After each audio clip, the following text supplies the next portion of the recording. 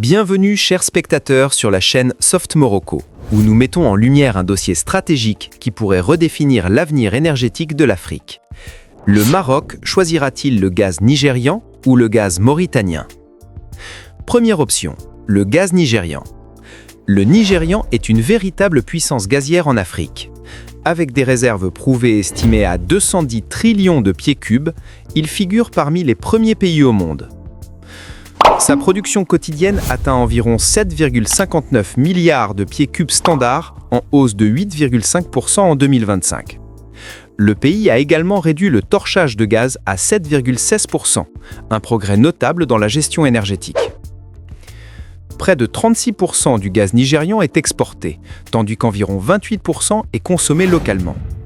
Le Nigérian mise aujourd'hui sur de vastes projets d'infrastructures, notamment le projet Ajaokuta-Kaduna-Kano, AKK, long de 614 km, reliant le nord et le sud du pays, et surtout le gazoduc Nigeria-Maroc, le plus long d'Afrique, avec près de 6000 km, traversant 13 pays le long de la côte atlantique pour atteindre l'Europe. Ce projet titanesque, estimé à 25 milliards de dollars, pourrait transporter entre 15 et 30 milliards de mètres cubes par an et alimenter plus de 400 millions de consommateurs en Afrique et en Europe, plaçant le Maroc au cœur de la géopolitique énergétique mondiale. Deuxième option, le gaz mauritanien, sénégalais. De l'autre côté, un autre projet attire l'attention, le champ gazier Grand Tortue Ariem, partagé entre la Mauritanie et le Sénégal. Situé à 115 km des côtes et à une profondeur de 2850 mètres, il représente l'une des plus grandes découvertes gazières d'Afrique de l'Ouest, avec des réserves estimées à 25 trillions de pieds cubes. Fin 2024, les premières cargaisons de gaz naturel liquéfié ont été exportées. Dans sa première phase, le projet produit entre 2,3 et 2,5 millions de tonnes par an, et d'ici 2028-2030, la production pourrait atteindre 10 millions de tonnes annuelles.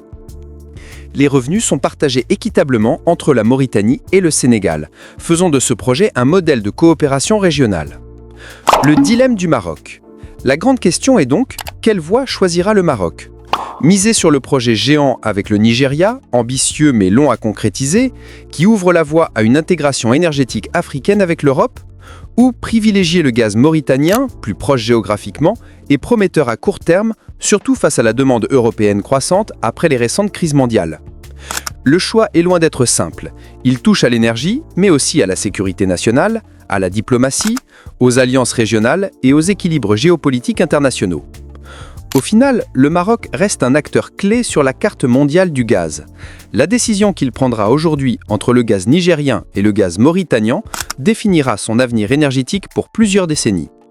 Restez avec nous sur Soft Morocco, où nous dévoilons les faits et posons les vraies questions.